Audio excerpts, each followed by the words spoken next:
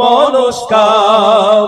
মানুষের কল্যাণে 7 দফা দাবিতে জামাতের দুর্বার সংগ্রাম। অলিগলি রাজপথ মেঠোপথ প্রান্তর চলছেই চলবে অবিরাম। মানুষের কল্যাণে 7 দফা দাবিতে জামাতের দুর্বার সংগ্রাম। অলিগলি রাজপথ মেঠোপথ প্রান্তর চলছেই চলবে অবিরাম। চলছেই চলবে অবিরাম। চলছেই চলবে অবিরাম। চলছেই চলবে অবিরাম।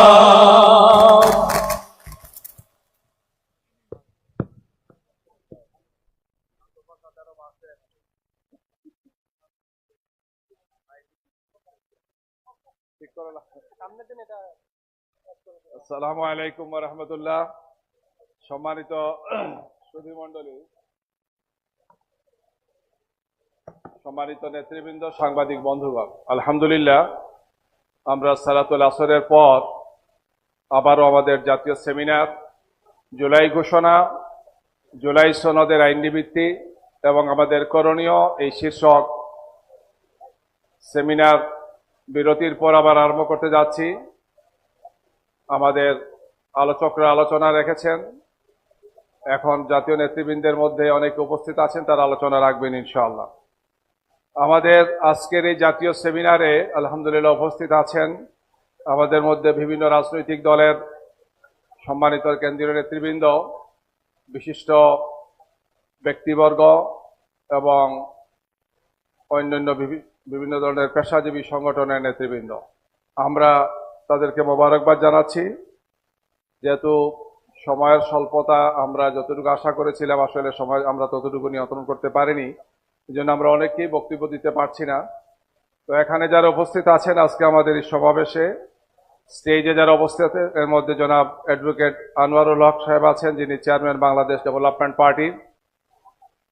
এছাড়া মাওলানা আবুল কাশেম কাশেমি নায়েবে আমির বাংলাদেশ খেলাফত আন্দোলন, জনাব তরিকুল ইসলাম চেয়ারম্যান জনতার অধিকার পার্টি, জনাব মুজাম্মেল মিয়াজি চেয়ারম্যান বাংলাদেশ জনজোট এবং মাওলানা আহমদ আলী কাসেমি নায়েবে আমির খেলাফত মজলিস সহ আরো অন্যান্য রাজনৈতিক দলের সম্মানিত নেতৃবৃন্দ, আমরা সবাইকে মোবারকবাদ জানাচ্ছি। তাদেরকে আমাদের এই জাতীয় সেমিনারে অংশগ্রহণের জন্য আমাদের পক্ষ থেকে কৃতজ্ঞতা জানাচ্ছি।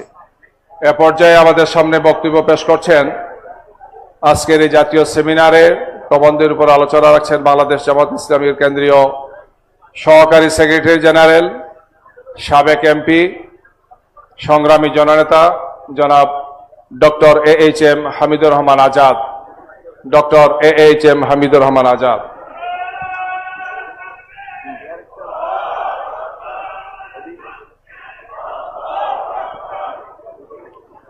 আলহামদুলিল্লাহ রাব্বিল আলামিন, আসসালাতু ওয়াসসালামু আলা রাসূলিহিল কারীম ওয়া আলা আলিহি ওয়া সাহবিহি আজমাইন।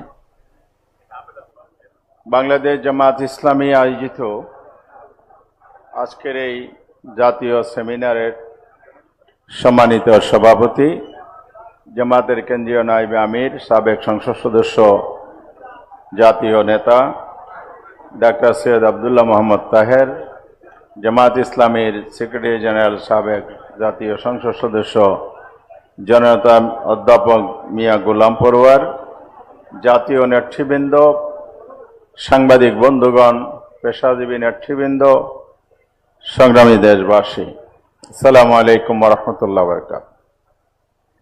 আজকে যে বিষয়ের উপর এই সেমিনারটি হচ্ছে, বাংলাদেশের সাম্প্রতিক কালের সবচাইতে আলোচিত ইস্যু নিয়েই আলোচনা হচ্ছে।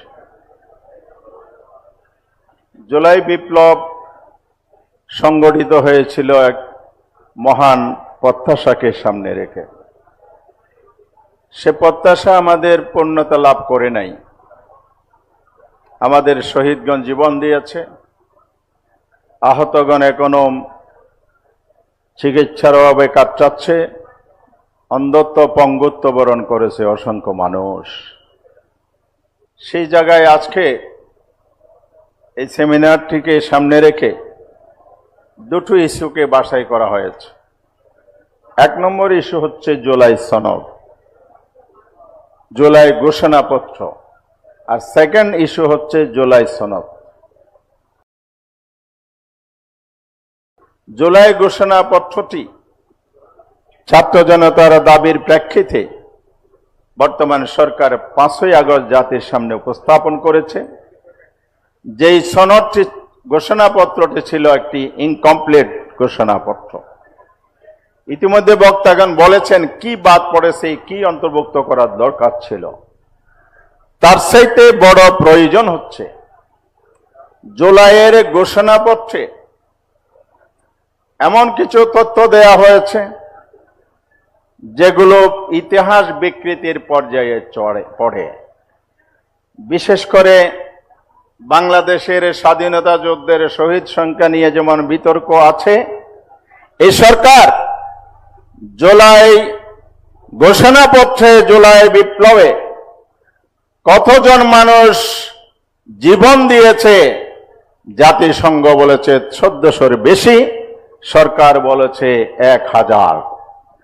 এই বৈপরীত্যের মীমাংসা যদি না হয় তাহলে কি এই সরকার আবার সেই পুরানা বিতর্কের দিকে জাতিকে ঠেলে দিচ্ছে কি না?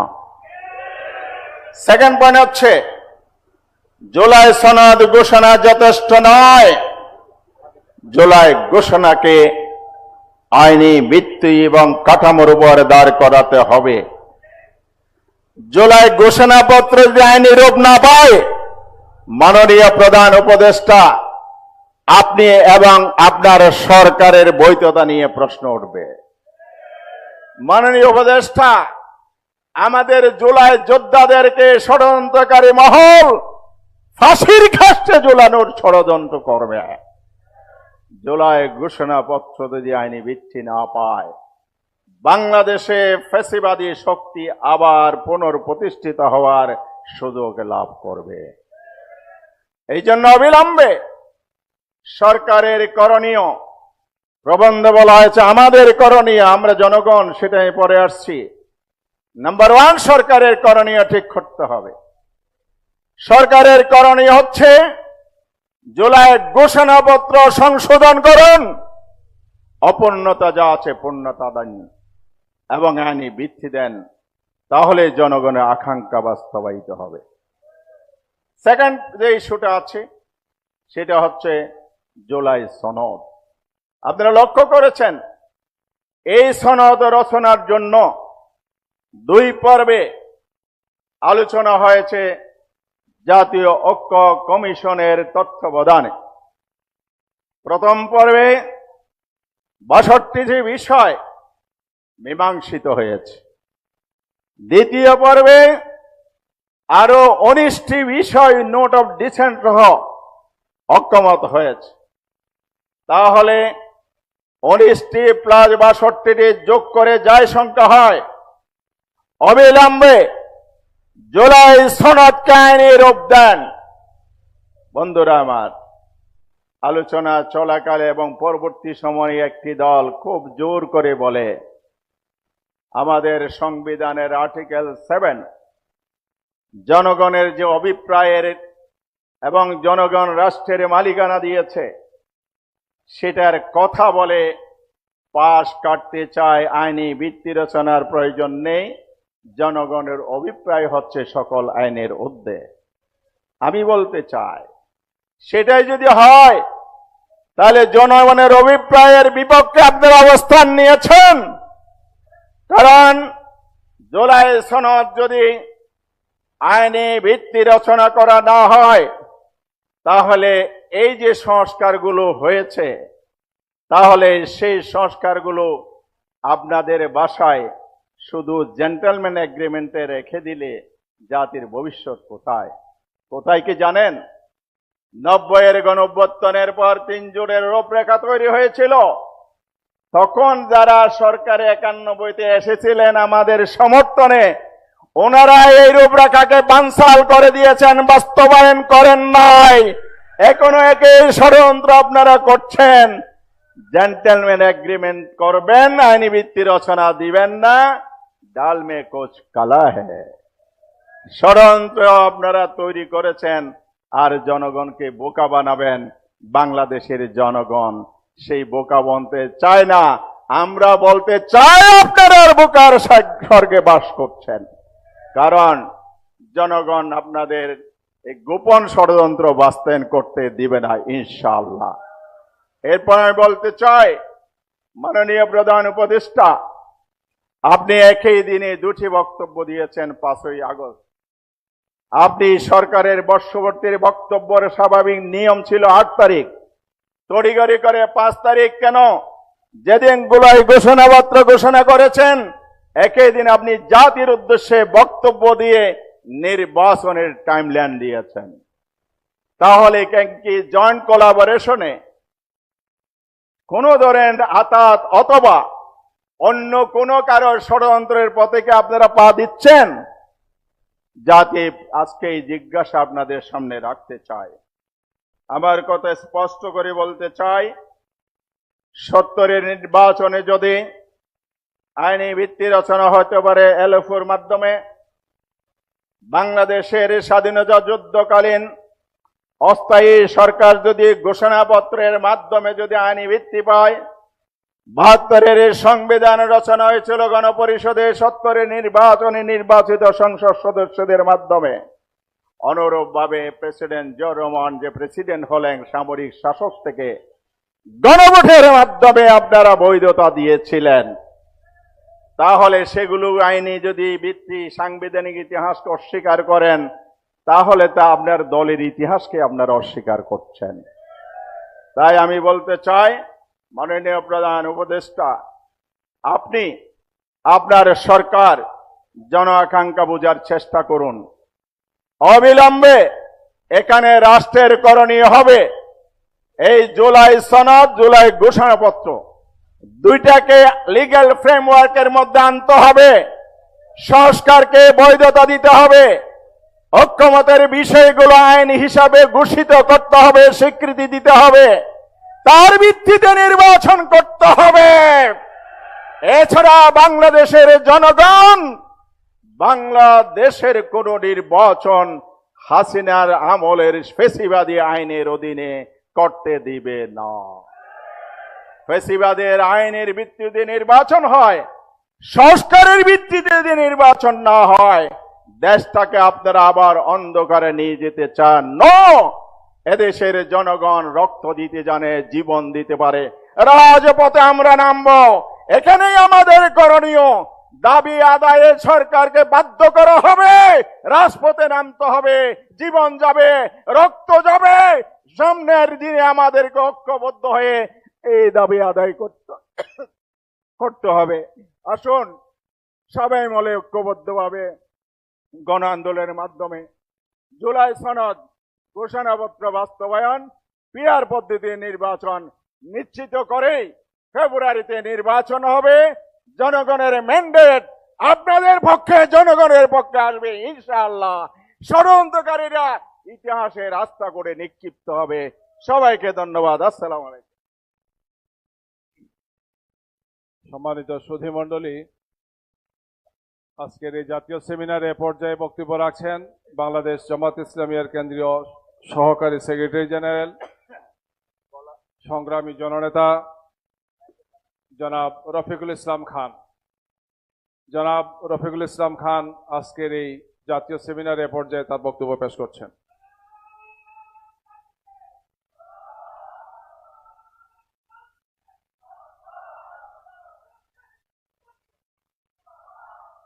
আলহামদুলিল্লাহ রাব্বিল আলামিন, আসসালাতু ওয়াসসালামু আলা রাসূলিহিল কারীম ওয়া আলা আলিহি ওয়া সাহবিহি আজমাইন। জুলাই ঘোষণা এবং জুলাই সনদের আইনি ভিত্তি প্রদান ও আমাদের করণীয় শীর্ষক আজকের এই জাতীয় সেমিনারের মাননীয় সভাপতি, বাংলাদেশ জামাত ইসলামীর সংগ্রামী নায়েবে আমির, সাবেক সংসদ সদস্য জনাব ডক্টর আব্দুল্লাহ মোহাম্মদ তাহের, বিশেষ অতিথি জামাত ইসলামী সম্মানিত সেক্রেটারি জেনারেল সহ জাতীয় নেতৃবৃন্দ, সাংবাদিক বন্ধুগণ, সম্মানিত সুধী মণ্ডলী, আসসালামু আলাইকুম রহমতুল্লাহি ওয়া বারাকাতুহু। সম্মানিত সুধী মণ্ডলী, যে জুলাই বিপ্লব হয়েছে, এই বিপ্লব কোন রাজনৈতিক দলের নেতৃত্বে এই বিপ্লব হয় নাই। এবং একটি দলের মহাসচিব ওই সময় বলছিলেন, নাম বললাম না, যে এই আন্দোলন ছাত্রদের আন্দোলন, এই আন্দোলনের সাথে আমাদের কোনো সম্পর্ক নাই। কাজে এই আন্দোলন ছিল সার্বজনীন আন্দোলন, যে আন্দোলনের মধ্য দিয়ে ফ্যাসিবাদী সরকারের পতন হয়েছে। ফ্যাসিবাদী সরকারের প্রধানমন্ত্রী এবং মন্ত্রী পরিষদ এবং এমপি মন্ত্রী, তাদের দলের ব্যবসায়ীরা সহ, এমনকি প্রধান বিচারপতি সহ অ্যাপিলেট ডিভিশনের বিচারপতিরা পদত্যাগ করে পালিয়ে যেতে বাধ্য হয়েছেন। এই আন্দোলনের পরে সরকার হয়েছে। সুতরাং এই সরকার হয়েছিল জনগণের অভিপ্রায়ের ভিত্তিতে সরকার। এই সরকার হলো জনগণের সরকার। এই সরকার কোনো দলের সরকার ছিল না, দলের আন্দোলনও হয় নাই, দলের সরকারও নয়। এবং এখন যে সরকার আছে তাদেরকে কোনো দল বসায় নাই। খুবই এ ব্যাপারে আমার মনে হয় বাংলাদেশের 18 কোটি মানুষের কোনো সামান্যতম কোনো দ্বিধাদ্বন্দ্ব নেই। কয়েকদিন আগে একজন সিনিয়র সাংবাদিক বলছেন, 8 মাস ইউনূস সাহেবকে দেখছি একরকম, আর এর পরের থেকে এই 4 মাস মনে হচ্ছে ইউনূস সাহেব, আমি দলের নাম বলতেছি না, একটা দলের নামই বলছে উনি, যে একটা দলের পকেটে ঢুকে গেছে। আমরা ইউনূস সাহেব কোন দলের পকেটে ঢুকছে এই কথা আমরা বিশ্বাস করতে চাই না। তবে এই কথা তো সঠিক, এই সরকারের কিছু উপদেষ্টা যারা ইউনূস সাহেবকে একটা দলের পকেটে নেওয়ার ষড়যন্ত্র করছে, এই দলের কিছু উপদেষ্টা আওয়ামী স্টাইলের নির্বাচন করে একটি দলকে ক্ষমতায় বসানোর ষড়যন্ত্রে নিয়োজিত হয়েছে। আমি ওইসব উপদেষ্টা সহ যারা এই চেষ্টায় নিয়োজিত তাদেরকে আমি বলবো, ভাই এ কথা ভুলেন না। সবাই মনে করছিলেন হাসিনা যতদিন বাইসে আছে ততদিন তার ক্ষমতার থেকে তাকে নামাইতে কেউ পারবে না। কিন্তু বাংলাদেশের জনগণ কি কোনো রাজনৈতিক দলের অপেক্ষায় ছিল? কোন রাজনৈতিক দলকে তোয়াক্কা করছে? জনগণ অন্যায়ের বিরুদ্ধে যখন একবার বিদ্রোহী হয়ে উঠেছে, ফ্যাসিবাদী সরকারকে যেমন বিদায় করেছে, নতুন ফ্যাসিবাদের যে আশঙ্কা বাংলাদেশের জনগণ, এই ধরনের কোন ফ্যাসিবাদী শাসন বাংলাদেশে আর আসতে দেবে না, চলতে দেবে না আগামী দিনে ইনশাআল্লাহ।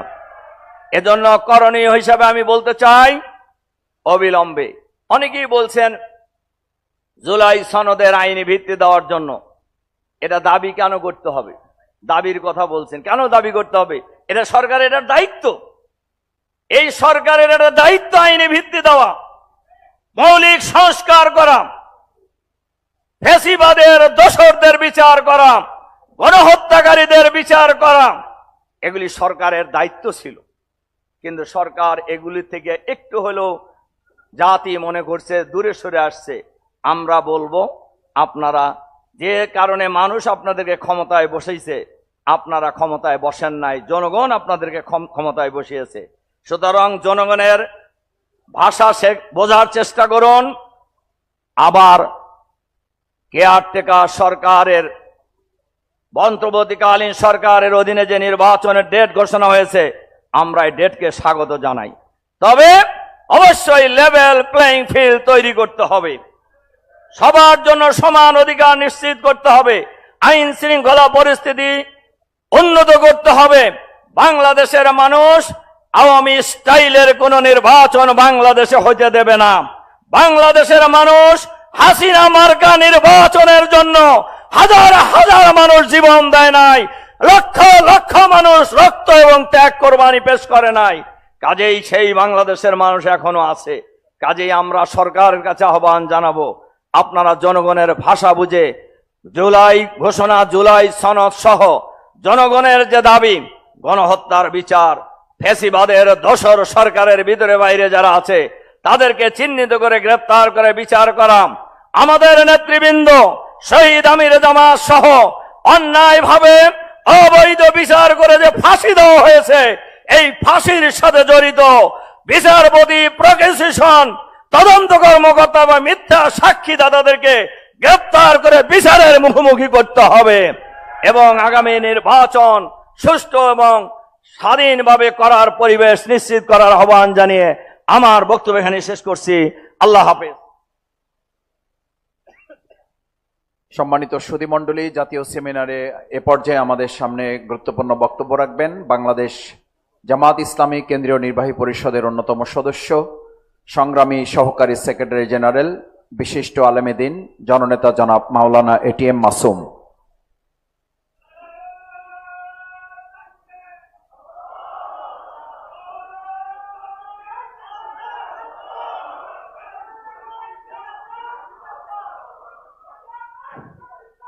আসসালামু আলাইকুম ওয়া রাহমাতুল্লাহ। নাহমাদুহু ওয়া নুসাল্লি আলা রাসূলিহিল কারীম, আম্মা বাদ।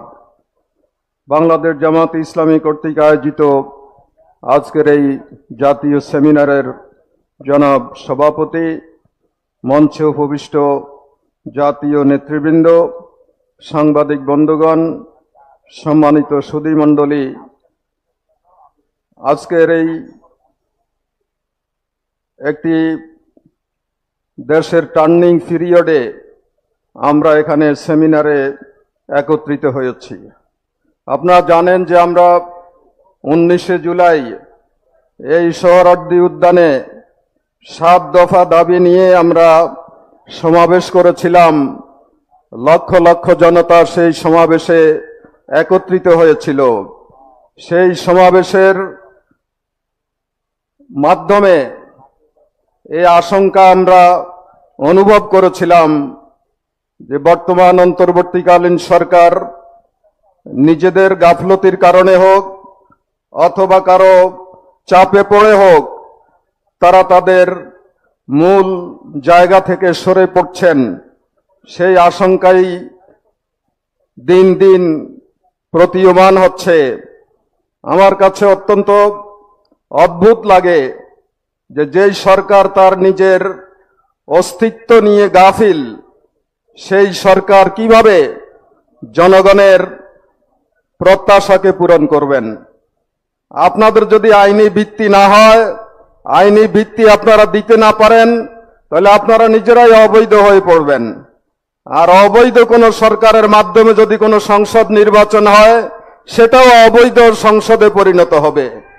এই সাধারণ বিষয়টি আপনাদের কেন বুঝে আসছে না? কার কারণে আপনারা ভয় করছেন? কেন আপনারা এ ব্যাপারে সোচ্চার নন? 5ই আগস্টের বক্তব্যের পরে, জুলাই ঘোষণার পরে আপনারা অনেকটা নীরব কেন হয়ে গিয়েছিলেন? কারা আপনাদের পেছনে কলকারি নাচছে? এগুলো এদেশের জনগণ জানতে চায়, দেখতে চায়। কারণ তারা রক্ত দিয়ে, জীবন দিয়ে, শহীদ হয়ে 5ই আগস্টের অভ্যুত্থানকে সফল করেছিল। এই অভ্যুত্থানকে নিয়ে কাউকে আমরা ছিনিমিনি খেলতে দেব না ইনশাআল্লাহ।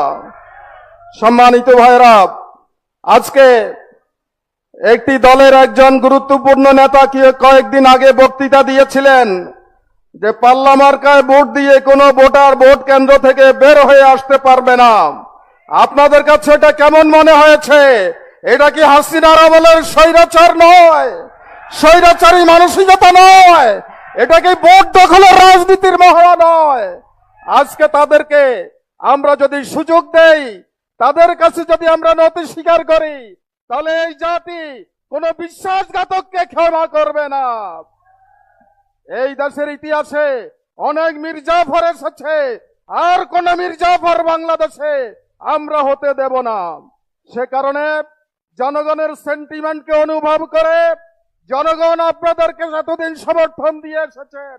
এই সমর্থন অব্যাহত থাকবে যদি আপনারা সঠিকভাবে দেশ পরিচালনার জন্য প্রশংসনীয় উদ্যোগ নিতে পারেন, সব ধরনের ষড়যন্ত্র মোকাবিলা করে সাহসী ভূমিকা নিয়ে এগিয়ে যেতে পারেন, তাহলে আপনারাও বাঁচবেন, বাংলাদেশও বাঁচবে, এদেশের জনগণও রক্ষা পাবে।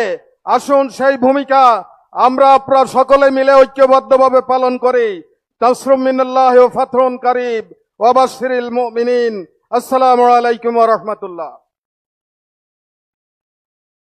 সম্মানিত সুধী মণ্ডলী, আজকের এই জাতীয় সেমিনারে এখন বক্তব্য রাখবেন বাংলাদেশ খেলাফত মজলিসের সম্মানিত মহাসচিব বিশিষ্ট আলেমী দ্বীন মাওলানা জালাল উদ্দিন।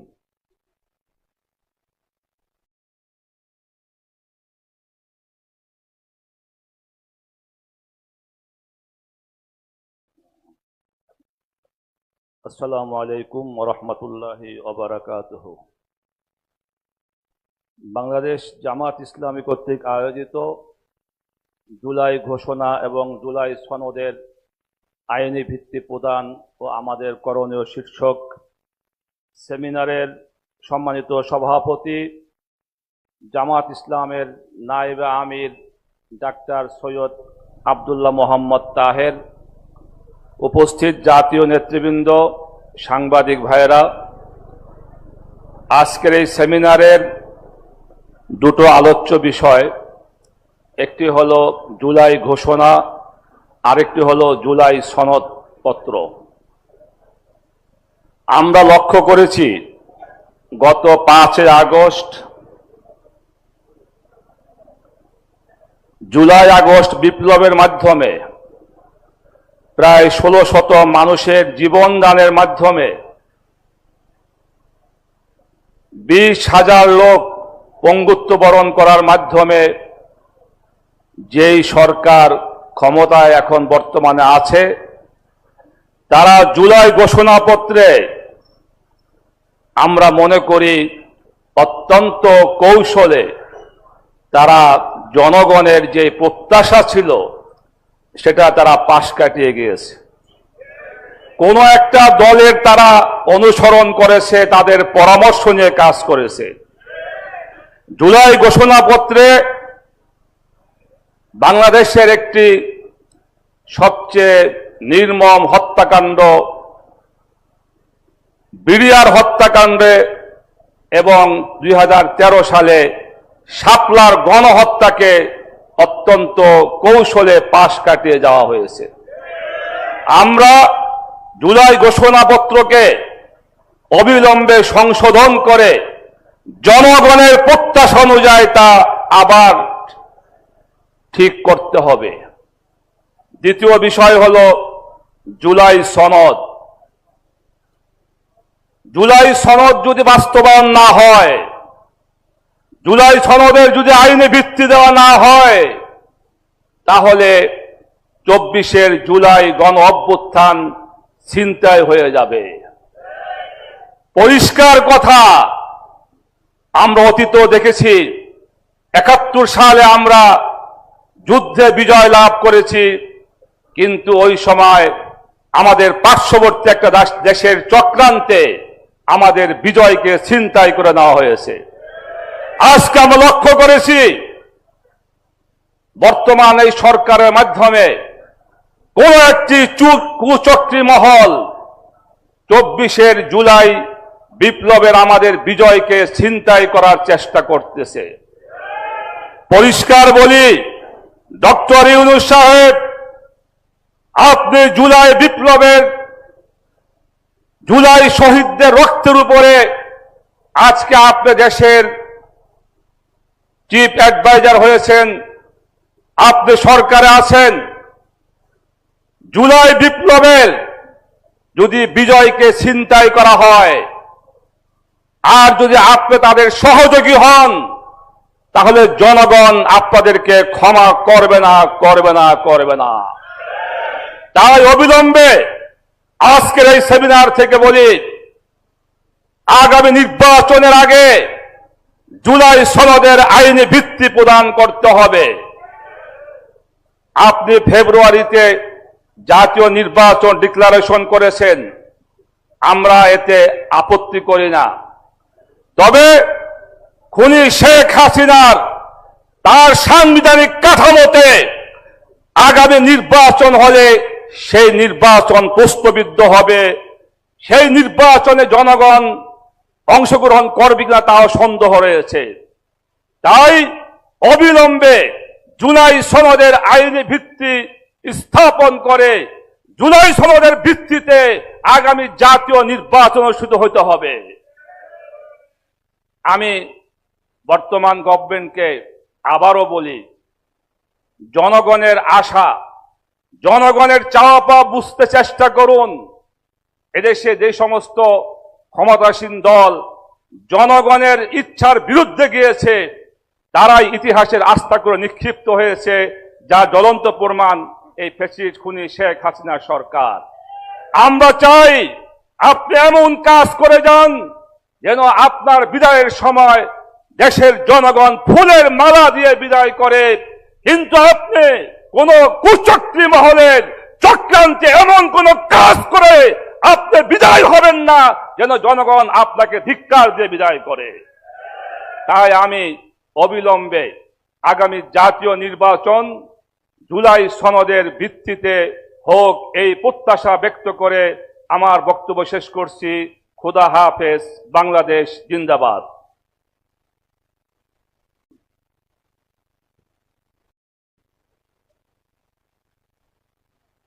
সম্মানিত সুধী মণ্ডলী, জাতীয় সেমিনারে এ পর্যায়ে বক্তব্য রাখার জন্য আমি অনুরোধ করছি এনসিপি এর সদস্য সচিব, তরুণ নেতা আমাদের প্রিয় ভাই জনাব আখতার হুসাইনকে। এনসিপি এর সদস্য সচিব জনাব আখতার হুসাইন।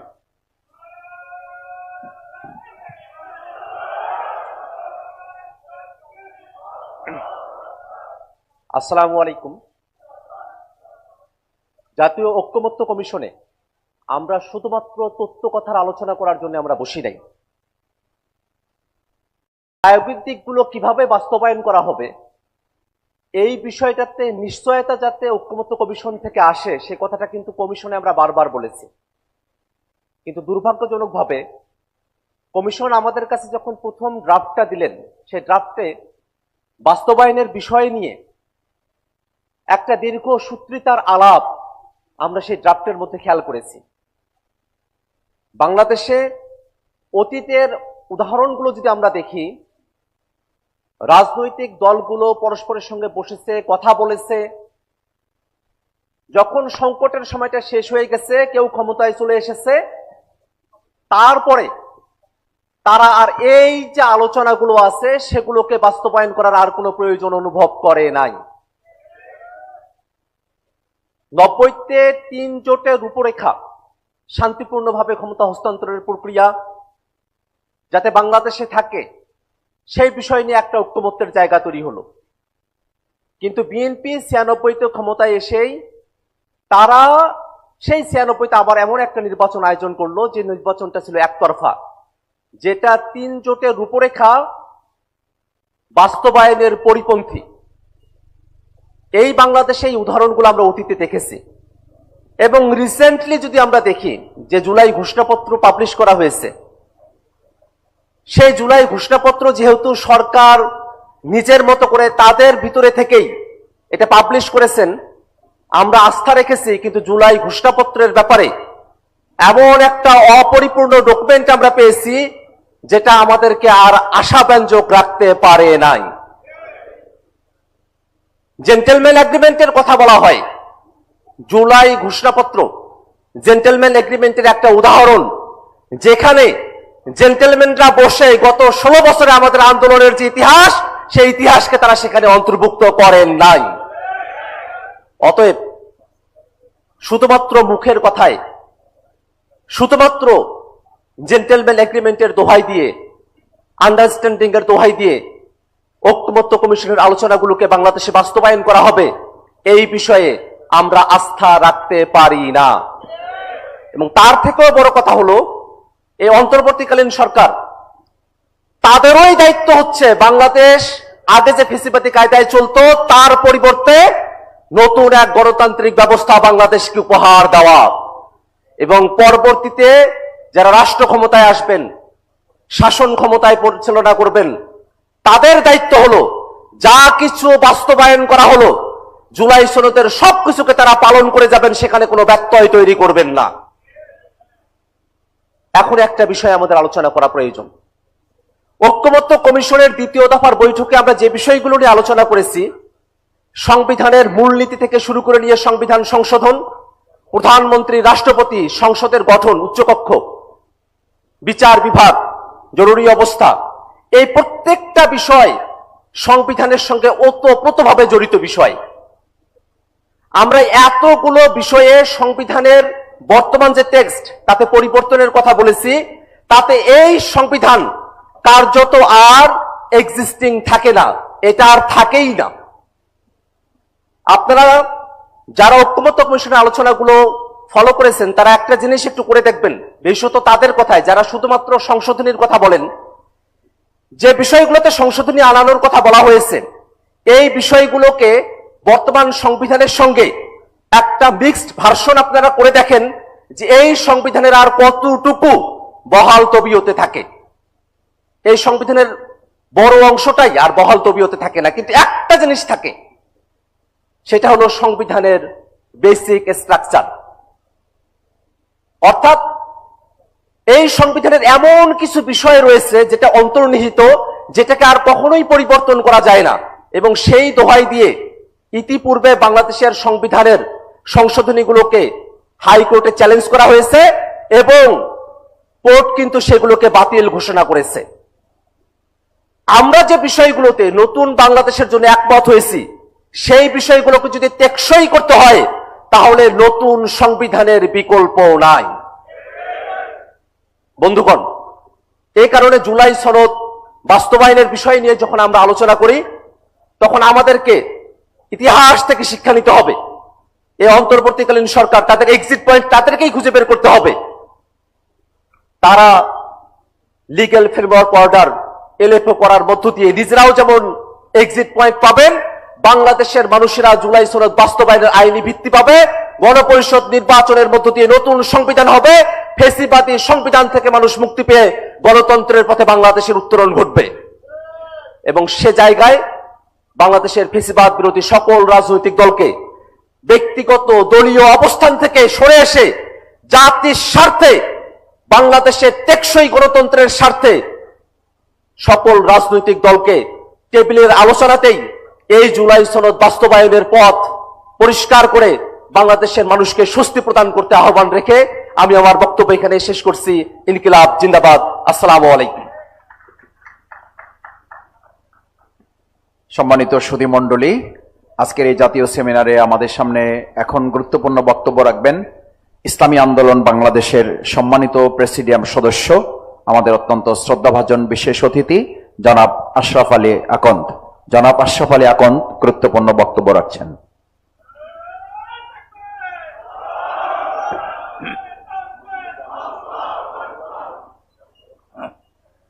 আসসালামু আলাইকুম ওয়া রাহমাতুল্লাহি ওয়া বারাকাতুহু। নাহমাদুহু ওয়া নুসাল্লি আলা রাসূলিহিল কারীম, আম্মা বাদ। আউযু বিল্লাহি মিনাশ শাইতানির রাজীম। বিসমিল্লাহির রহমানির রহিম।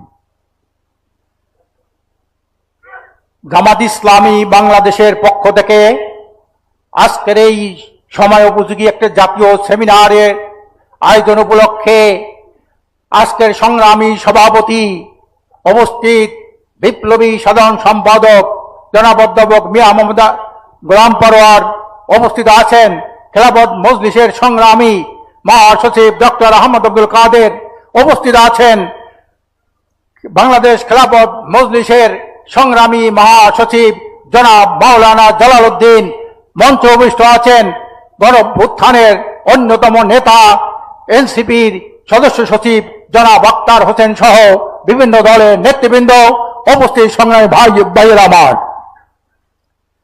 আজকের এমন একটি সময় এই সেমিনার অনুষ্ঠিত যাচ্ছে যখন জাতির ভাগ্যাকাশে সন্ত্রাসী, দখলবাজ, চাঁদাবাজ, খুনি নামক ক্ষুধার্ত শকুনের আনাগোনা শোনা যাচ্ছে। সারা দেশে ক্ষুধার্ত শকুনের থাবা বিস্তার করছে। আজকের এমনি একটি মুহূর্তে দেশ ও জাতির ভাগ্য আগামীতে কি হবে তা নির্ধারণের জন্য একটি মৌলিক প্রস্তাবনা নিয়ে আজকের এই সেমিনার অনুষ্ঠিত যাচ্ছে। সংগ্রামী ভাইরা আমার, জুলাই ঘোষণা, জুলাই সনদ, এই দুইটার মধ্যে অনেক ফাঁক রয়েছে। এই জুলাই ঘোষণাপত্র এইটা কোনো রাজনৈতিক দলের হাতে দেয় নাই। ওনারা কে লিখে দিল? উনি রাজনৈতিক দলের নেতৃবৃন্দে ডাকলেন, ওখানে পাঠ করে শুনাইলেন। অনেক অসংলগ্ন কথা এর মধ্যে রয়েছে। জুলাই সনদের মধ্যে এই যারা সনদ যারা রয়েছেন ঐক্যমত কমিশনের, আমি সম্পূর্ণ তাদেরকে বলেছি, আপনারা নিরপেক্ষ নন, আপনারা একটা দলের দিকে তাকিয়ে আপনারা কথা বলেন।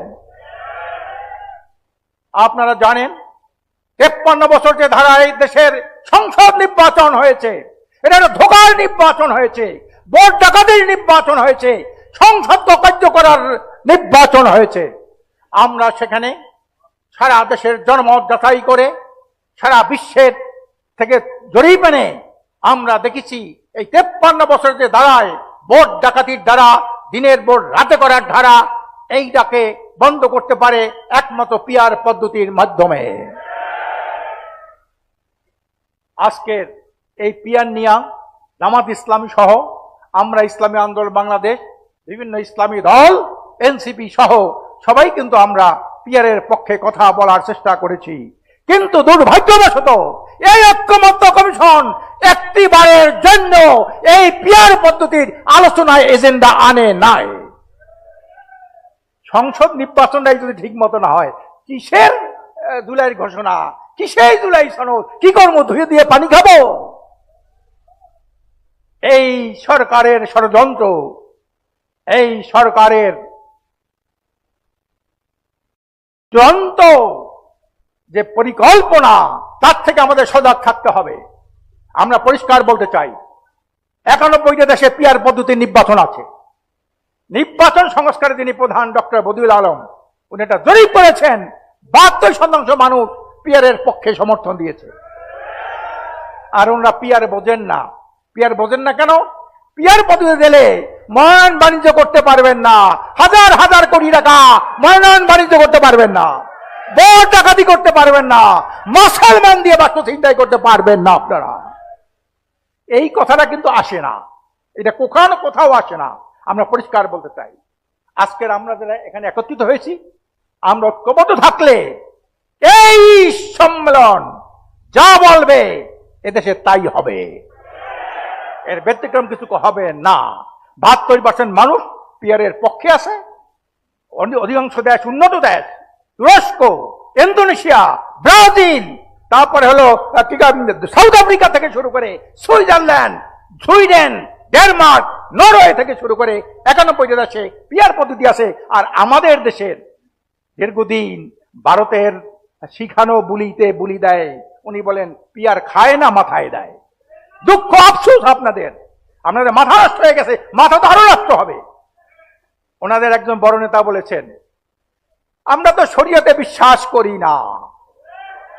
শরিয়তে বিশ্বাস না করলে মুসলমান থাকে? আপনি এতদিন গোপন রেখেছেন, আপনি ইসলাম বিরোধী, শরিয়া বিরোধী। জিয়া রহমান সাহেব আল্লাহর উপর পূর্ণ আস্থা বিশ্বাস এনেছিলেন, আওয়ামী লীগ বাতিল করেছিল, আমরা তার পক্ষে আন্দোলন করেছি। আপনার এই জন্য একটা স্টেটমেন্ট পর্যন্ত দেন নাই। আপনার ইসলামকে ক্ষমতার স্বার্থে ব্যবহার করেছেন। কাজী প্রিয় ভাইরা আমার, এখন আমাদের করণীয়, এই করণীয় নির্ধারণ করতে হবে। গ্রামে গঞ্জে এই ক্ষুধার্ত শকুনের বিরুদ্ধে দুর্বার আন্দোলন গড়ে তুলতে হবে। চাঁদাবাজ, সন্ত্রাসী, দখলবাজদের বিষ ধাপ ভেঙে ফেলতে হবে। তাই না, বাংলাদেশে এখন একটা চেতনার বাণিজ্য শুরু হয়েছে। 71-এর চেতনা, 90-এর চেতনা, এখন আবার 24-এর চেতনা। এই চেতনা দাঁড়িয়ে যাতে চেতনা বিক্রি করে নিজের আখের গুছাতে না পারে, এই চেতনার বাণিজ্য চিরতরে বন্ধ করে দিতে হবে। ভুয়া মুক্তিযোদ্ধা 1 লক্ষ কোটি টাকা তারা আপনার এইভাবে বেতনের বাবদ তারা নিয়েছে। এই এমনকি মুক্তিযোদ্ধা মন্ত্রী, উনি একজন ভুয়া মুক্তিযোদ্ধা। আবার 90 চেতনা দিয়া কতগুলা গণতান্ত্রিক দল হয়েছে যারা গণতন্ত্র বলে দেশে বাংলায় চলতে পারবে না। এবং আগামী নির্বাচন হবে পিআর পদ্ধতির মাধ্যমে নির্বাচন হবে। যদি আপনারা না দেন, আপনারা গণভোট দেন, গণভোটের মাধ্যমে জনগণ যদি না চায়, আমরা পিআর দাবি করব না। গণভোট দেবেন না আর পিআর পদ্ধতি নির্বাচন করবেন না, তাহলে কিন্তু আগামী দিনের ভবিষ্যৎ আপনারাই নষ্ট করবেন। দেশের মধ্যে একটা অরাজক পরিস্থিতি সৃষ্টির জন্য আপনারাই দায়ী থাকবেন। ওমা তৌফিকি ইল্লা বিল্লাহ।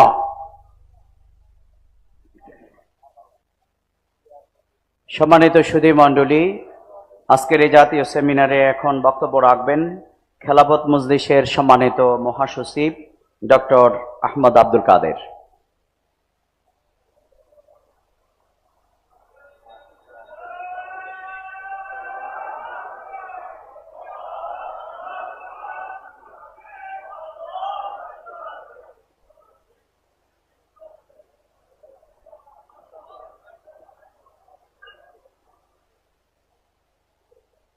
আসসালামু আলাইকুম ওয়া রাহমাতুল্লাহি ওয়া বারাকাতুহু। আলহামদুলিল্লাহি রাব্বিল আলামিন। আসসালাতু ওয়াসসালামু আলা সাইয়্যিদিল মুরসালিন ওয়া আলা আলিহি ওয়া আসহাবিহি আজমাইন। বাংলাদেশ জামাত ইসলামী কর্তৃক আয়োজিত আজকের এই জাতীয় সেমিনারের সম্মানিত সভাপতি, মঞ্চপ্রবিষ্ট জাতীয় নেতৃবৃন্দ, দিন প্রচার আন্দোলনের কর্মীবৃন্দ, সুধীমণ্ডলী এবং সাংবাদিক বন্ধুগণ, আজকে আমরা জুলাই ঘোষণা ও জুলাই সনদের আইনি ভিত্তি দেওয়ার দাবিতে এই সেমিনারে আয়োজন করেছি। এ পর্যায়ে বহু বক্তারা বলেছেন, আইনি ব্যাখ্যা করেছেন, আমি ব্যাখ্যা দেওয়ার প্রয়োজন মনে করছি না, সময় অতি কম। আমাদের প্রথম কথা হচ্ছে 5ই আগস্ট মাননীয় প্রধান উপদেষ্টার পক্ষ থেকে যে জুলাই ঘোষণা করা হয়েছে, এই জুলাই ঘোষণায় আমরা হতাশ।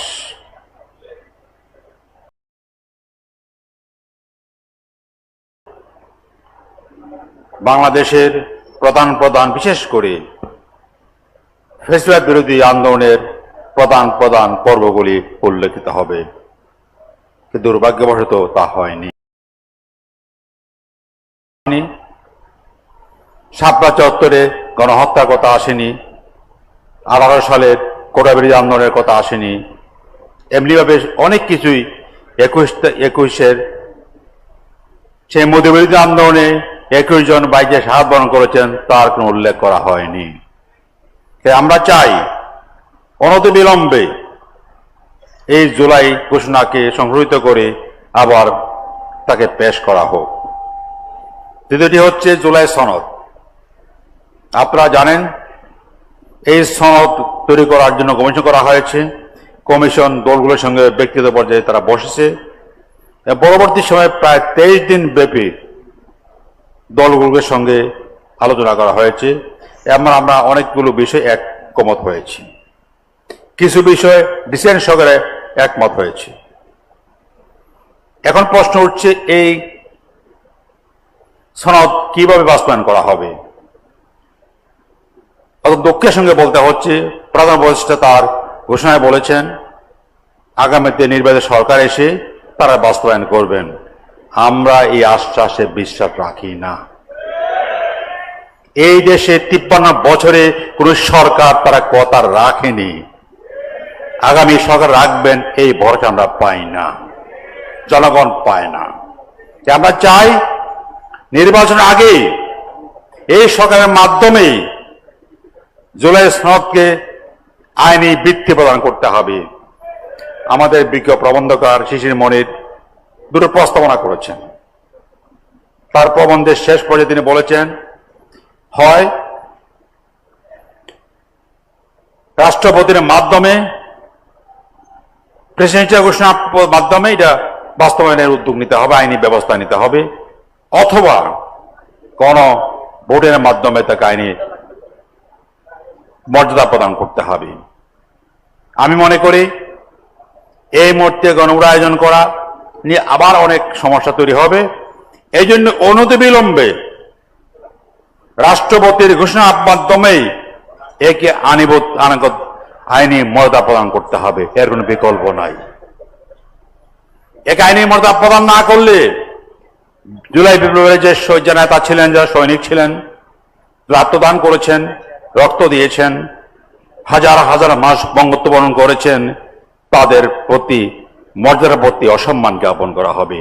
তো তাই নয়, আমাদের জুলাই যোদ্ধারা যারা বেঁচে আছেন তাদেরকে সামনে হয়তোবা খোদা না করুন বলা যায় না, কারণ গভর্নমেন্ট এসে তাদের বিরুদ্ধে ব্যবস্থা নেওয়ার পদক্ষেপ নেবেন, যা হতে দিতে পারি না, জাতি চায় না। তাই আমরা চাই অনতিবিলম্বে রাষ্ট্রপতি ঘোষণার মাধ্যমেই একে কার্যকর করা হোক, আইনি ভিত্তি প্রদান করা হোক। আপনাদের সবাই ধন্যবাদ। আসসালামু আলাইকুম রহমতুল্লাহ।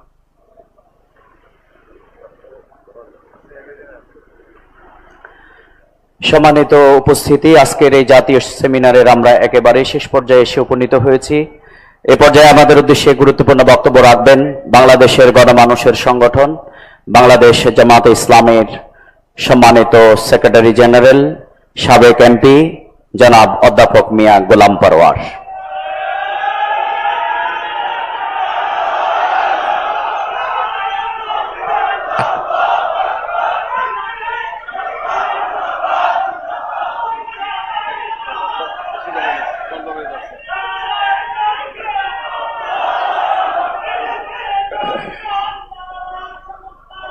আসসালামু আলাইকুম ওয়া রাহমাতুল্লাহি ওয়া বারাকাতুহু।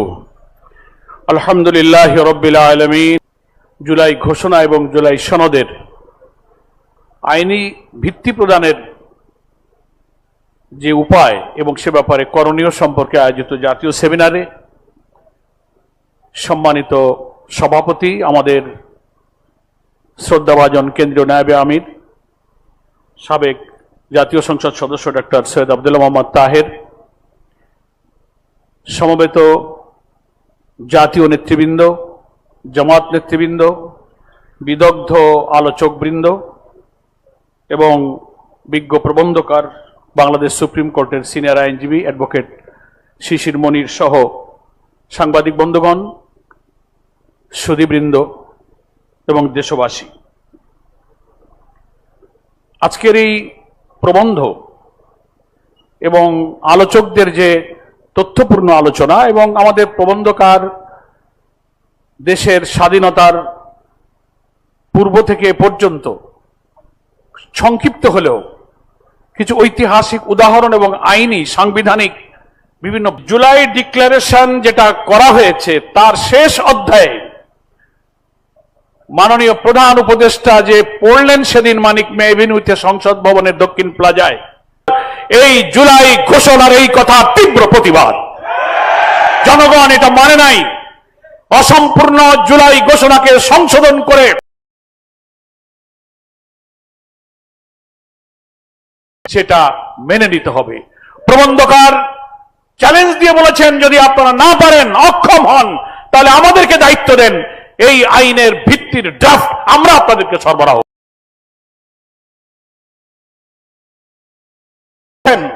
এখনো বলছেন একটি দলের বড় বড় নেতারা, স্থায়ী কমিটির নেতারা বলছেন যে পার্লামেন্ট ছাড়া কি করে আইন তৈরি করা হবে।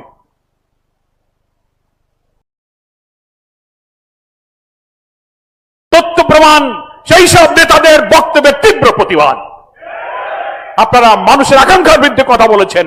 আইন, বিধান, সংবিধান, প্রক্লামেশন, অর্ডিন্যান্স, লিগাল ফ্রেমওয়ার্ক অর্ডিন্যান্সের ভিত্তিতে যেটা 70 নির্বাচন হয়েছিল, সমস্ত বিধানের বিপক্ষে আপনি কথা বলে গণ আকাঙ্ক্ষার বিরুদ্ধে যে কথা বলেছেন, এই প্রবন্ধে তা উল্লেখ করে আপনাদের বক্তব্যের তীব্র প্রতিবাদ করা হয়েছে। একটি বড় দলের স্থায়ী কমিটির আরেকজন সদস্য বলেছিলেন বেশ আগে, সংস্কার কমিশনে যত আইন আপনারা বানান, যত কিছু দেখেন, আমরা সংসদে গিয়ে সব কিছু মুছে দেব। কি বলেছেন বলেন? তার বিরুদ্ধে এই প্রবন্ধ হচ্ছে তীব্র প্রতিবাদ। শিক্ষা নেওয়া উচিত। আপনারা শুধু এটা মনে করবেন না যে আইন, কানুন, সংবিধান সবকিছু আপনাদের আলমারিতে আছে। এদেশের মানুষের কাছেও আইন, সংবিধান সম্পর্কে অভিজ্ঞ মানুষও আছে, রেকর্ডও আমাদের কাছে আছে। যদি আপনাদের আরো কোনো পাল্টা যুক্তি থাকে, সর্বদলীয় ভাবে দেশের সেরা বরেণ্য আইনজ্ঞদেরকে নিয়ে আপনারা একটি রাউন্ড টেবিল বৈঠকের আয়োজন করুন। সেখানে যুক্তি পেশ হোক, সারা দুনিয়াতে লাইভ টেলিকাস্ট হোক, দেশ এবং বিদেশ দেখুক যে আইনি ভিত্তি না দিয়ে বিদ্যমান কাঠামোতে নির্বাচন হলে আরেকটা হাসিনার জন্ম হবে, আরেকটা ফ্যাসিবাদের জন্ম হবে। দুনিয়ার মানুষকে আমি মাননীয় প্রধান উপদেষ্টা ডক্টর প্রফেসর ইউনূসকে আমি এই আহ্বান জানাই। আপনি একদিন সর্বদলীয় বৈঠকে বলেছিলেন, আমরা নেতৃবৃন্দ তাহের ভাইয়ের নেতৃত্বে উপস্থিত ছিলাম, আপনি বলেছিলেন আমাদের ঐক্যমত্য কমিশনে আমরা চেষ্টা করব কারা পক্ষে আছে, হা আছে কি না আছে, কারা রাজি কি রাজি না, জাতি জানবে। আমি ওয়েবসাইটে দিয়ে সেই ব্যবস্থা করব। সেই সাথে ধন্যবাদ জানিয়ে বলবো, আপনি একটি জাতীয় বিতর্কের আয়োজন করুন সরকারের উদ্যোগে। সকল দল, আইনজ্ঞ বিশেষজ্ঞ, সংবিধান বিশেষজ্ঞ সেখানে অংশগ্রহণ করুক। দুনিয়াবাসী জানুক যে কাদের কথা ঠিক আর কাদের কথা শুধু দলের স্বার্থে আর ব্যক্তির স্বার্থে, দেশের কোন স্বার্থ যেখানে নেই, দুনিয়াকে জানার সুযোগ দিন। সম্মানিত দেশবাসী, আজকে প্রমাণ হচ্ছে অধিকাংশ ভোটারের প্রতিনিধিত্ব করে যে সমস্ত রাজনৈতিক দল, জামাত ইসলামী, ইসলামী আন্দোলন, এনসিপি, গণ অধিকার, খেলাফত আন্দোলন, হেফাজত, মজলিস, তারপরে অন্য যত দল সংগঠন আছে, সকলেই বলছে প্রপোর্শনাল রিপ্রেজেন্টেশন পিআর পদ্ধতি ছাড়া কখনো নিরপেক্ষ নির্বাচন হবে না। কিন্তু আপনাদের কি হয়েছে আমরা জানি না। গ্রামে বলে বাঙালিকে হাইকোর্ট দেখান। বড় দলের নেতারা বলছেন যে মানুষরা ইভিএম বোঝে না, তারা পিআরও বোঝে না। আরে বাবা, ইভিএম কি আর পিআর কি? ইভিএম তো একটা ইলেকট্রনিক ভোটিং মেশিনের নাম, আর পিআর হচ্ছে একটা ইলেকট্রাল সিস্টেমের নাম। ফলে এই কথা বলে আমাদেরকে, জাতিকে বিভ্রান্ত করতে পারবেন না। পিআর হলে কালো টাকা, মনোনয়ন বাণিজ্য, পেশির পক্ষে এখন বাংলার অধিকাংশ জনগণ মত দিয়েছে। অনেকগুলো জরিপ বলছে 70 অথবা 78% লোক বলছে পিআর পদ্ধতিতে নির্বাচন হতে হবে। লোয়ার হাউস এবং আপার হাউস প্রস্তাবিত এক মহা দুর্যোগ অপেক্ষা করছে। তাই সব দেশপ্রেমিক রাজনৈতিক দল, ইসলামী শক্তিকে আমি আহ্বান জানাবো, আমাদের প্রিয় আমিরে জামাত ডাক্তার শফিকুর রহমান একটি মানবিক নতুন বাংলাদেশ গড়ার জন্য জাতীয় ঐক্যের ডাক দিয়েছেন। আমরা বক্তৃতায় বলবো ব্যক্তির চেয়ে দল বড়, দলের চেয়ে দেশ বড়, কিন্তু যখন নিজের স্বার্থ আসবে তখন কথা উল্টে গিয়ে বলবে দেশের চেয়ে দল বড়, দলের চেয়ে ব্যক্তি বড়। এই বাদ দেন, কম্প্রোমাইজ এবং স্যাক্রিফাইসের ভিত্তিতে আসুন জাতীয় ঐক্যে গড়ে তুলে জনগণের আশা আকাঙ্ক্ষা, এত রক্ত, এত ত্যাগ, এত চোখের পানি, মা হারা, সন্তান হারা, স্বামী হারা মানুষের কান্নার আকাঙ্ক্ষার প্রতিফলন ঘটাতে গেলে পিআরের ভিত্তিতে আর এই সনদকে আইনি ভিত্তি দিয়ে নির্বাচনের মাধ্যমে সেই আকাঙ্ক্ষা আমরা পূরণ করি। একটি মানবিক, একটি নতুন বাংলাদেশের মাধ্যমে উদাহরণ সৃষ্টি করেছে জামাত ইসলাম। এই যে ডাক্তার তাহের ভাইয়ের নেতৃত্বে আমাদের ঐক্যমত্য কমিশনে জামাতের প্রতিনিধিরা দায়িত্ব পালন করছেন। আমরা অনেক স্যাক্রিফাইস করেছি, আমাদের অনেক প্রস্তাবনা ছিল। সব দলের ঐক্যের স্বার্থে জামাত অনেক কিছু ছাড় দিয়ে হলো আমরা ঐক্যবদ্ধ হওয়ার চেষ্টা করছি। তাহলে বড় বড় দলেরও দায়িত্ব আছে, আপনি স্যাক্রিফাইস করুন, কম্প্রোমাইজ করুন, জুলাইয়ের বিপ্লবের গণ আকাঙ্ক্ষাকে বাস্তবে রূপ দিতে ঐতিহাসিক অবদান রাখুন, জাতির কাছে স্মরণীয় হয়ে থাকুন। আজকের এই জাতীয় সেমিনারে দেশবাসীর প্রতি, রাজনৈতিক দলের প্রতি সেই আহ্বান জানিয়ে আমি আমার বক্তব্য শেষ করছি। আল্লাহ হাফেজ। বাংলাদেশ জিন্দাবাদ, জামাত ইসলামী জিন্দাবাদ।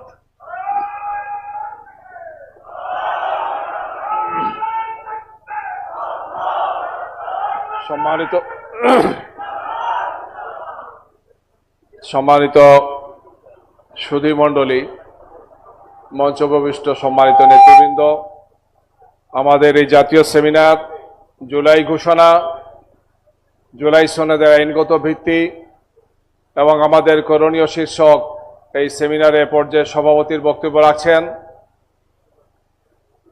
বাংলাদেশ জামাত ইসলামীর কেন্দ্রীয় নায়েবে আমির, সাবেক সংসদ সদস্য, সংগ্রামী জননেতা জনাব সৈয়দ ডাক্তার আব্দুল্লাহ মোহাম্মদ তাহের।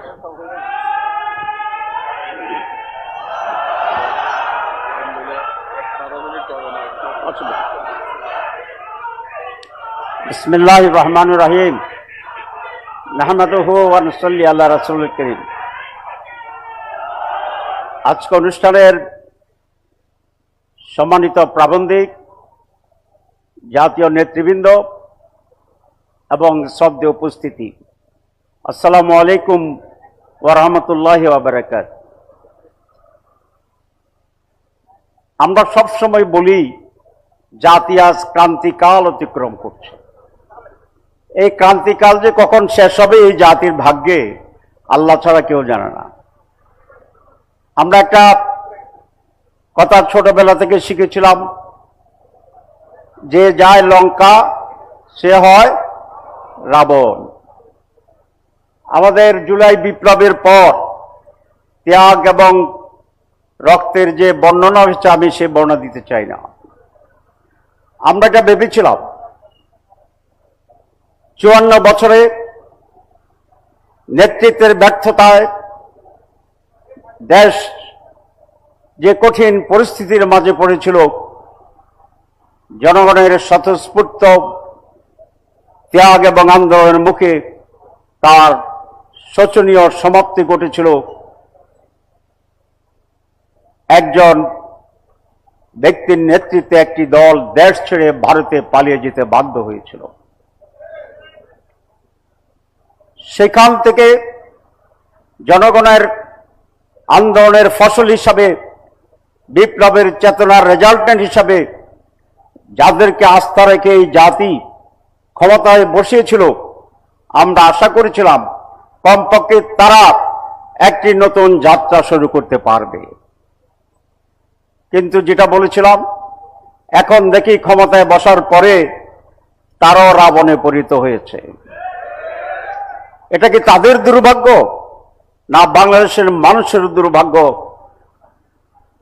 এটা একটা বিশ্লেষণের প্রয়োজন। তবে এটা নিঃসন্দেহে আমাদের জন্য, এই জাতির জন্য এক অত্যন্ত বেদনা। আমাদের জীবন দেওয়া শেষ হয় না, আমাদের রক্ত দেওয়া শেষ হয় না। আমরা বিজয়ের পর থেকে আবার সংগ্রামের স্লোগান দিতে হয়। আমরা রক্ত দিয়ে দেশ পরিশুদ্ধ করার পরে আবার রক্ত দেওয়ার ডাক দিতে হয়।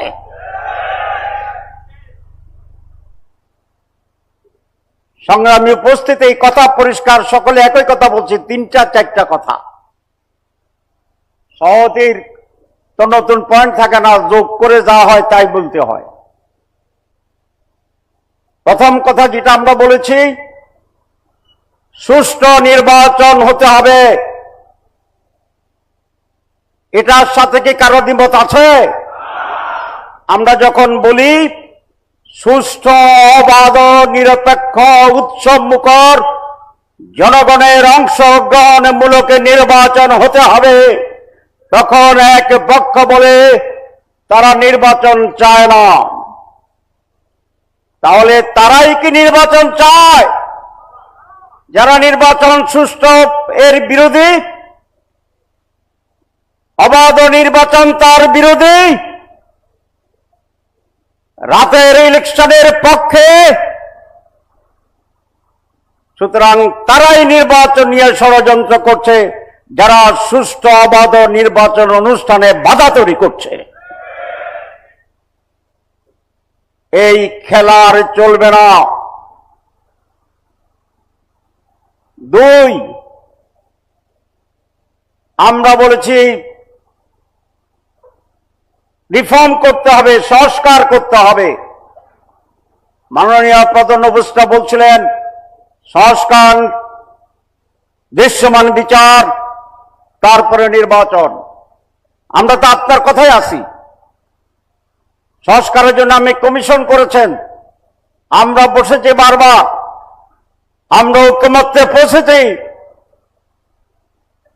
এখন এটার বাস্তবায়ন, এটাই আপনার দায়িত্ব। আপনি বাস্তবায়ন না করে তারিখ ঘোষণা করে দিচ্ছেন, ভালো। তারিখের ব্যাপারে তো আমরা দ্বিমত পোষণ করছি না। আমি অনুরোধ করছি তারিখ আগাইয়া এটা 13 ডিসেম্বর করেন। জামাত ইসলামী চায় আগামী 13 ডিসেম্বর 2025 নির্বাচন হোক। অসুবিধা আছে? আমাদের কোনো অসুবিধা নাই। ডিসেম্বরেও নাই, জানুয়ারিতে নাই, ফেব্রুয়ারিতে নাই, এপ্রিলে দিলে কোনো অসুবিধা ছিল না। আমরা সবসময় নির্বাচনের জন্য প্রস্তুত। আপনি বলেছেন সংস্কারের পর নির্বাচন, তাহলে এখন সংস্কার নিয়ে টাল বাহানা কেন? আমরা কি 30 দিন ছবিবাতি খেলতে গেছিলাম? এটা কি হাডুডু খেলা ছিল? খেলা ছিল? আমরা তো সিরিয়াসলি নিয়েছি। আপনি যদি খেলা খেলা মনে করে আমাদেরকে এঙ্গেজ করেন তাহলে আপনি ঠিক করেন নাই। আমারও ভালো শব্দ বলতে পারতাম, কিন্তু সোজা সোজা কইতেছি, মাগরিবের সময় হয়ে গেছে। যেই ব্যাপারে ঐক্যমত্য হয়েছে সেটি আপনাকে অবশ্যই বাস্তবায়ন করতে হবে নির্বাচনের পূর্বে।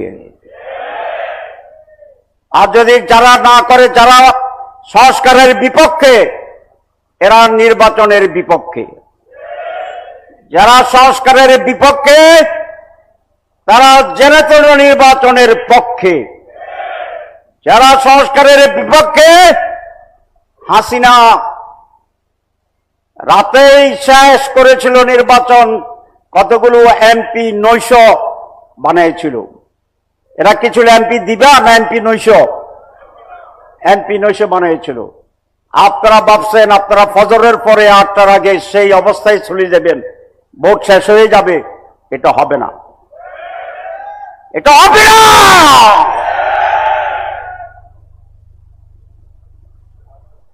কেন হবে না?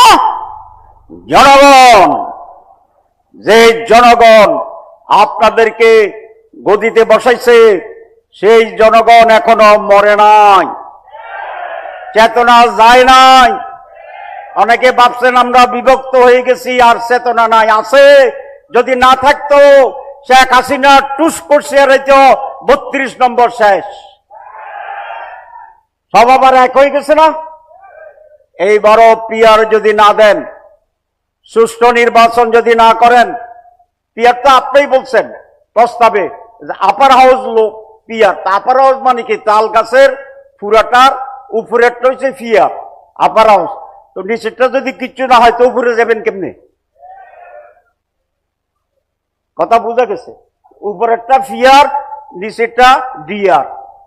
তাহলে উপরে পিআরে যাইতে হলে নিচে তো পিআর হইয়া বাইরে সেই বাইরে তো যাইতে হইব। এই কথাটা ওনারা বুঝে না। এই মুহূর্তে দরকার পিআরের সরকার, এটা এখন স্লোগান। আর ওনারা বলে আমরা ডেমোক্রেসি বিশ্বাস করি। ডেমোক্রেসি মানে হচ্ছে অধিকাংশ মানুষের মত। তো পিআর তো 72% মত দিছে। তাহলে জনগণ পিআর বুঝে না? বুঝে না? না বুঝলে 72 দিছে কেমনে? না দিলে 39 দেয় নাই কেমনে? তাহলে বুঝে, তো বুঝে বুঝে তো 71 ভাগ দিছে। তো 71 ভাগ দিলে এটা মেজরিটি, এটা তো গণভোট। গণভোট হয়ে গেছে পিআরের ব্যাপারে। আর যদি আইনি ভিত্তিতে চান, এটা গণভোটটা হয়েছে, তবে এরকম হয়েছে যেরকম এই সরকার আপাতত সংস্কার হয়েছে বলতেছে, গণভিত্তি হয়নি। পিআরও হয়েছে, সংস্কারও হয়েছে, দুইটার কোনো আইনগত ভিত্তি হয় নাই। এই জন্য পিআরকেও গণভোটে দেন, সংস্কারকেও গণভোটে দেন, নির্বাচন কয় তারিখে হবে এটাও গণভোটে দেন। সবটা মিলে একটা প্যাকেজ গণভোট করেন। জনগণ যাহা বলিবে আমরা তাহাই মানিয়া নিব। আমরা কি ডেমোক্রেসির কথা বলছি না স্বৈরতন্ত্রের কথা বলছি? ডেমোক্রেসি। আর যারা মেজরিটিকে না মেনে ক্ষমতায় যেতে চায়, এটার নাম কি? ফ্যাসিবাদ, স্বৈরাচার। আমাদের বন্ধুরা যখন বলে যে আমরা ক্ষমতায় গিয়ে এটা পূরণ করব, তখন আমি খুব ভয় পাই। কেন ভয় পাই? আপনারা যে ক্ষমতায় যাবেন, এই গ্যারান্টি পেলেন কোথায়? এই গ্যারান্টি তো হাসিনা পাইছিল। হাসিনা আগেও জানতো ভোট ছাড়া আমি এমপি, আমি সরকার। সেটা সেই জন্য সে আগে বলে দিতে 41 পর্যন্ত সে প্ল্যানিং ঘোষণা করে দিছে। তাহলে আপনারা যে যাইবেন, যাইয়া করবেন, এই গ্যারান্টি কোথায় পেলেন? এখানে ষড়যন্ত্রের গন্ধ পাওয়া যায়, একটি ব্ল্যাক পরিকল্পনার গন্ধ পাওয়া যায়। যেন তেনভাবে ভোট কেটে নির্বাচন হওয়ার আর একটি গন্ধ পাওয়া যায়। আপনারা যাবেন, প্রথম আমারও একটা সন্দেহ ছিল, বোধহয় যাইতেও পারে। এখন কতগুলো সার্ভে হয়েছে, সার্ভে বুঝেন, জনমত যাচাই।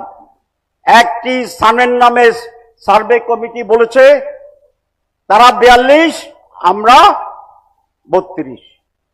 3 মাস আগে, সর্বশেষ 2 সপ্তাহ আগে ব্রাকের একটা সার্ভে হয়েছে, এটা তো তাদের গণনা আনলো, খালি আমাদের 1-2 পয়েন্ট কমায়।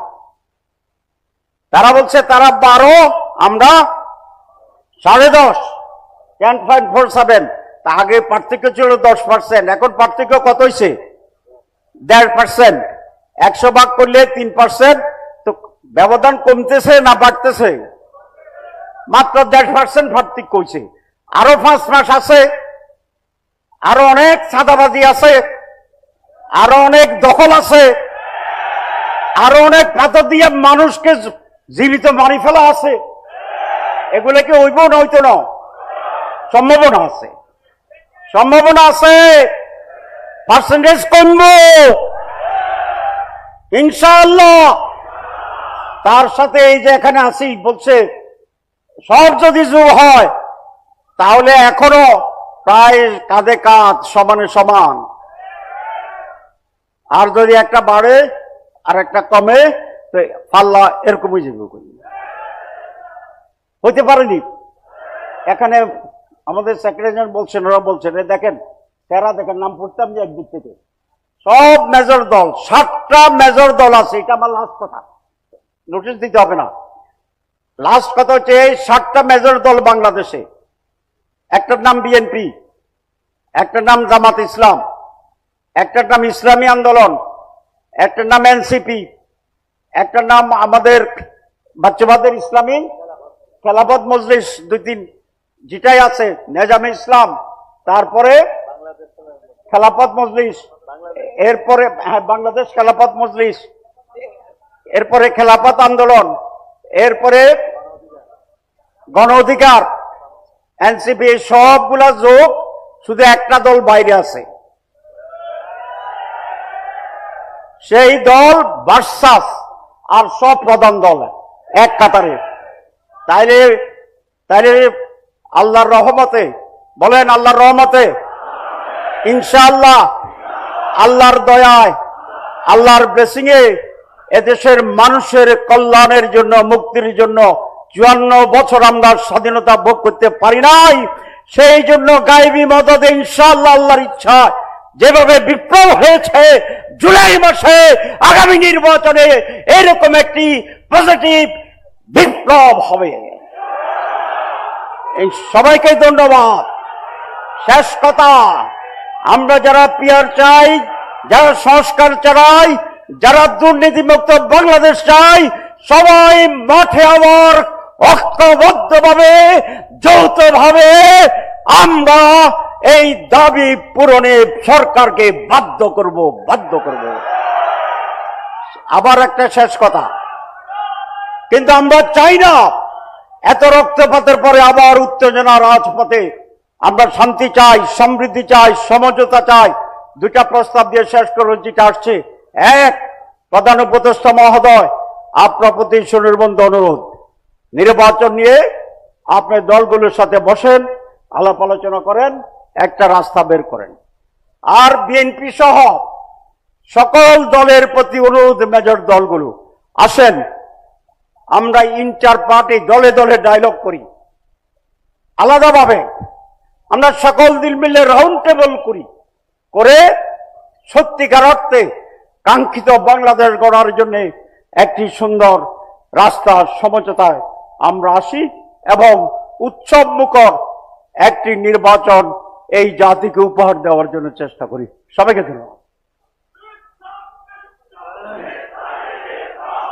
সম্মানিত সুধী মণ্ডলী, আমন্ত্রিত সম্মানিত নেতৃবৃন্দ, জাতীয় নেতৃবৃন্দ, বিভিন্ন পেশাজীবী সংগঠনের সম্মানিত নেতৃবৃন্দ, সাংবাদিক বন্ধুগণ, আমরা সবাইকে মোবারকবাদ জানাচ্ছি।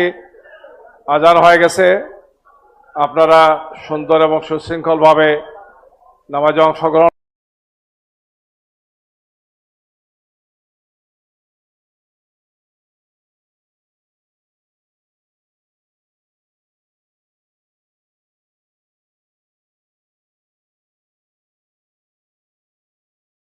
আজান হয়ে গেছে, আপনারা সুন্দর এবং সুশৃঙ্খলভাবে